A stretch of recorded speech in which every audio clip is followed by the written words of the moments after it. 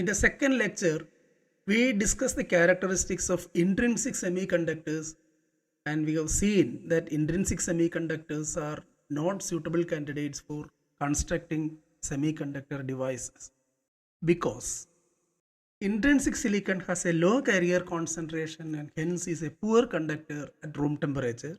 And secondly, the conductivity of intrinsic silicon has strong dependence on temperature, which is not desirable. Because of these reasons, intrinsic silicon is not suitable for constructing electronic devices. There is a method developed for increasing carrier concentration and hence the conductivity of silicon, thus made it suitable for constructing electronic devices. The method is called doping, and the result is a doped semiconductor or an extrinsic semiconductor. Doping consists of carefully adding impurity content to intrinsic silicon or intrinsic semiconductor. The usual level of doping is in the range of 1 impurity atom for 10 raised to 6 to 10 raised to 8 silicon atoms. That means out of 10 raised to 8 silicon atoms, 1 atom is replaced by the impurity atom. The amount of impurity added is very small. So, the physical and chemical properties of silicon are unchanged. Only the electrical properties are changed markedly. Doping results in a semiconductor which has predominance of one kind of carrier, either N or P. We will first discuss the N-type semiconductor. Figure shows the crystal structure obtained when silicon is doped with a pentavalent impurity like phosphorus. This is a pentavalent impurity. A pentavalent impurity has 5 electrons in the outermost shells. So you can see the 4 electrons are sharing with neighboring silicon atoms and 1 electron is now free. This atom, this phosphorus atom, which is used to dope an intrinsic semiconductor, is called a dopant. Out of the 5 electrons, 4 electrons form bond with neighboring silicon atoms and 1 electron becomes free. This electron is freely movable if we apply an electric field. Thus, each phosphorus atom donates an electrons to the silicon crystal, and so this type of impurity is called a donor or an N-type impurity. N stands for negative. It donates a negatively charged carrier. So this is called a negatively charged impurity or an N-type impurity. It is important to note that no holes are created in this process. Actually, in an intrinsic semiconductor, electron-hole pairs are generated, and when recombination takes place, electron-hole pairs are disappearing. Here, it is not by that process these electrons are generated. These are actually donated by the impurity atom. So, the number of holes is not increasing in this process. Most of the thermally generated holes recombine with donor electrons, thus reducing the hole concentration much below the intrinsic level. Even in this condition, in this doped condition, in addition to these electrons, electron-hole pairs are generated because of thermal excitation. Of these electron-hole pairs generated, most of the holes will be recombined with these donated electrons. So, the hole concentration will be reduced to a much lower value and electron concentration dominates. So the dominant carriers are electrons or negatively charged carriers. Such a semiconductor is called an N-type semiconductor. So an N-type semiconductor is a semiconductor in which the dominant carriers are negative or electrons. The commonly used donor impurities are phosphorus, arsenic, antimony. Electrons, since they are dominating, are called majority carriers, and holes the minority carrier, since its number or concentration is very small. Even though the electron and hole concentrations are not equal, the mass action law is still valid. We have seen the mass action law in the intrinsic case that N into P is equal to Ni square. In this case also it is valid. N, here now N is very large and P is very small. Still N into P is equal to Ni square. We use an additional subscript N here to indicate that this is an N-type semiconductor. So Nn into Pn equal to Ni square, where Nn is the electron concentration in N-type semiconductor and Pn is the hole concentration in n-type semiconductor. If Nd is the donor concentration, that means the number of donor atoms per unit volume, then Nn is approximately equal to Nd, because the thermally generated carriers is very small in number. Actually, the total number of electrons is the electrons donated by the impurity atom plus the electrons generated by thermal excitation. Electrons generated by thermal excitation will be very small compared to the donated electrons. So we can say that Nn is approximately equal to Nd, because Nd is much greater than the number of electrons or electron concentration due to thermal excitation. Thus, we can write from this relationship Pn is equal to Ni square by Nd. This is a relation for Pn in n-type semiconductor. Note that the thermal generation of electron hole pairs continues to take place just as in the intrinsic case. Since the concentration of thermally generated electrons is very small compared to Nd, the electron current is not highly dependent on temperature. See, Nd is the donor concentration. The total number of electrons is, or total concentration of electrons is equal to Nd plus electrons generated thermally. The number of electrons or the concentration of electrons generated thermally is very small compared with Nd. So, the current due to electrons is not much dependent on temperature. But the hole current is highly dependent on temperature because holes are generated by thermal excitation. Let us consider an example. An intrinsic silicon bar has a rectangular cross section 50 by 100 micrometers. At 300 K, determine the electric field intensity in the bar and the voltage across the bar when a steady current of 1 microamperes is measured. Length of the bar is 3 millimeters. Here the area of cross section is given, or the cross section dimensions are given from which you calculate the area, temperature is given, current is given, and the length of the bar is given so that the volume can be calculated. So we will start by calculating conductivity. Conductivity of intrinsic silicon is 4.35 into 10 raised to minus 6 ohm per ohm centimeter, or 4.35 into 10 raised to minus 4 per ohm meter. We have seen that these values in the previous lecture. Now, the electric field intensity is given by E is equal to J by sigma, because J is equal to sigma E. J is the current density, current per unit area. Sigma is the conductivity, which is equal to I by A into sigma. J is equal to I by A, current by the area. And you can calculate this. The current is 1 microampere. Area is 50 into 100 micrometer square.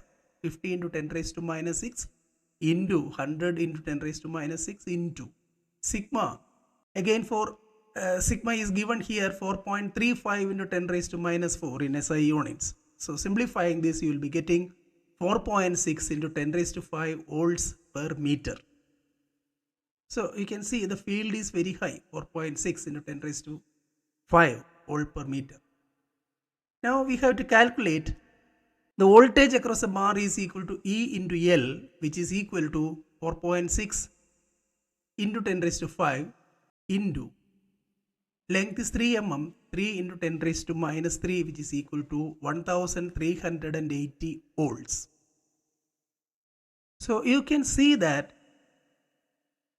to obtain a current of 1 microampere, we will have to apply a very high voltage of 1380 volts. The results indicate that an extremely high voltage is required to produce a small current. That is why intrinsic silicon is not suitable for constructing semiconductors. Now, consider another example. An N-type silicon bar of length 3 millimeters has a rectangular cross section of 50 by 100 micrometers. The donor concentration at 300 Kelvin is 5 into 10 raised to 14 per cubic centimeter and corresponds to 1 impurity atom for 10 raised to 8 silicon atoms. A steady state current of 1 microampere exists in the bar. Determine the electron and hole concentrations, conductivity, and the voltage across the bar. So here you have the previous example, we have a intrinsic semiconductor bar. Here you have a doped semiconductor bar or n-type silicon bar which has the same dimensions as in the previous case, 3 millimeter length and 50 by 100 square cross section. The donor concentration is 5 into 10 raised to 14. A steady state current of 1 microampere exists in the bar. We are supposed to calculate the voltage across the bar, conductivity, electron and hole concentrations. We can directly substitute in the equations. We have Nn is equal to Nd. Nn is the number electron concentration of n-type semiconductor, which is equal to Nd, which is equal to 5 into 10 raised to 14 per cubic centimeter. Pn is equal to Ni square by Nd, which is equal to 1.5 into 10 raised to 10. We have Ni, the value of Ni given here, 1.5 into 10 raised to 10 whole square by 5 into 10 raised to 14, which is equal to 4.5 into 10 raised to 5 per cubic centimeter. So we have calculated the electron concentration and hole concentration. Now we have to calculate conductivity and voltage across the bar. Conductivity is given by this expression sigma is equal to Q into Nn mu n plus Pn mu p. Substitute all those values. Q is the charge of an electron, Nn the electron concentration, mu n is the mobility of electrons given to be 1500 centimeters square per volt second. Pn we have calculated 4.5 into 10 raised to 5 and mu p is 475. Substituting, you will be getting sigma is equal to 0.12 per ohm centimeter. Now we have to calculate the voltage. If E is the electric field, then V is equal to E into L, where L is the length, which is equal to J by sigma into L, which is equal to I by A into L by sigma. Calculate, substitute the values. I is 1 microampere, L is 3 millimeters, and sigma, substituting all these values, we are getting 50 millivolts. So this shows that only 50 millivolt is sufficient to produce a 1 microampere current. See, it's because of doping. In intrinsic case, you require 1380 volts to produce this much of current, whereas when the semiconductor is doped, the voltage is dropped to 50 millivolt, 0.005 volts. We will make some comments on these examples. The efficacy of doping becomes evident when we compare the results of these examples 1 and 2. To produce a small current of 1 microampere, 1380 volts is required for intrinsic silicon, whereas if we use doped silicon, only 50 millivolts is sufficient to produce the same effect. This reduction in voltage is a consequence of the increase in number of free electrons, and hence the conductivity, an increase from 1.5 into 10 raised to 10. This is the number of free electrons per unit volume for intrinsic case, and for the doped case it is 5 into 10 raised to 14. It is interesting to note that this dramatic change in carrier concentration results when only one silicon atom in 10 raised to 8 or 100 million is replaced by an impurity atom. So this drastic change in conductivity is caused by adding a very small impurity atoms. Now we turn to p-type semiconductor. Doping with a trivalent impurity results in a p-type semiconductor where holes are the majority carriers. The figure shows doping with a trivalent impurity. You have 3 in the core, and you can see that 3 of the outermost electrons are shared with the 3 neighboring silicon atoms, and there is a vacancy of an electron, or there is an incomplete bond. This incomplete bond is a hole. Electrons from neighboring atom can fill this hole and thus conducts. So trivalent impurities are called acceptors, electron acceptors. Pentavalent impurities are electron donors.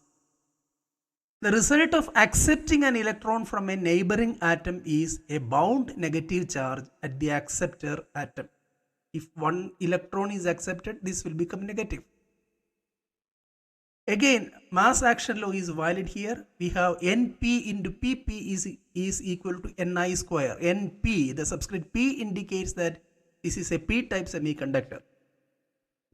If Na is the acceptor concentration, then we can say that Pp is approximately equal to Na, and so Np is equal to Ni square by Na. Commonly used acceptors are boron, gallium and indium. It is important to note that a piece of N-type or P-type silicon is electrically neutral. As another example, for a silicon crystal doped with boron, what must Na be if at T equal 300 Kelvin, the electron concentration drops below the intrinsic level by a factor of 10 raised to 6? So you are doping with boron. So the dominant component or dominant carrier is holes, and many of the thermally generated electrons are neutralized by these positively charged carriers. So what will be the concentration Na if the electron concentration drops below the intrinsic level? So we have the intrinsic concentration is Ni equal to 1.5 into 10 raised to 10. What must be Na for this to be reduced by a factor of 10 raised to 6? That is a question. So we have to solve the equation Ni square by Na is equal to Ni by 10 raised to 6. So we will be getting Na equal to 1.5 into 10 raised to 16 per cubic centimeter. Now we will discuss the carrier concentrations. What will happen if we vary the carrier concentration? It is possible to add donors to a p-type crystal or to add acceptors to an N-type crystal. We have a p-type crystal where acceptors are dominating. If you add donors to a p-type crystal, or you can add acceptors to an N-type crystal, if equal concentrations of donors and acceptors are added to an intrinsic semiconductor sample, it remains intrinsic. If the concentration of donor atoms added to a p-type semiconductor exceeds the acceptor concentration, then Nd greater than Na, the sample changes from p to N-type. So assume that we have a p-type semiconductor where electron acceptors are more.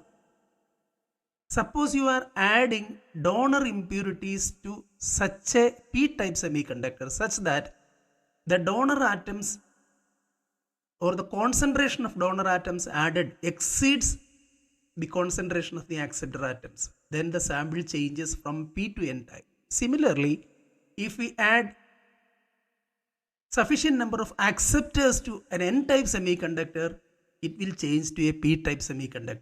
If acceptors and donors are equal in an intrinsic semiconductor, it will remain as an intrinsic semiconductor. To calculate carrier concentrations under these cases, we have to use Nd minus Na in place of Nd, or Na minus Nd in place of Na in the relevant equations. We will see an example. Consider a silicon sample that contains 5 into 10 raised to 17 per cubic centimeter boron atoms and 8 into 10 raised to 16 per cubic centimeter arsenic atoms. What are the equilibrium hole and electron concentrations in this sample at room temperature? So here both type of impurities are added. What will be the nature of the resulting semiconductor? Will it be p-type or n-type? That is a question. We know boron is an acceptor and arsenic is a donor. The acceptor concentration is given to be 5 into 10 raised to 17 per cubic centimeter, and donor concentration is given to be 8 into 10 raised to 16 per cubic centimeter. So you can see that Na is greater than Nd and the material is p-type. Now Pp is equal to Na minus Nd, which is equal to 4.2 into 10 raised to 17. Subtract these values. And Np is equal to Ni square by Na minus Nd, which will be equal to 1.5 into 10 raised to 10 whole square by 4.2 into 10 raised to 17, equal to 5.36 into 10 raised to 2 per cubic centimeter. So let us summarize. Controlled addition of impurities to a semiconductor is called doping. Doping does not affect the physical or chemical properties of silicon. It modifies only the electrical properties. In an n-type semiconductor, electrons are majority carriers and holes are minority carriers. In a p-type semiconductor, holes are majority carriers and electrons are minority carriers. Presence of minority carriers in doped semiconductor is due to thermal electron hole pair generation. For n-type semiconductor, Nn is equal to Nd and Pn is equal to Ni square by Nd. For p-type semiconductor, Pp is equal to Na and Np is equal to Ni square by Na. If an intrinsic semiconductor is doped with equal concentration of acceptors and donors, semiconductor remains intrinsic. Doped semiconductor samples are electrically neutral.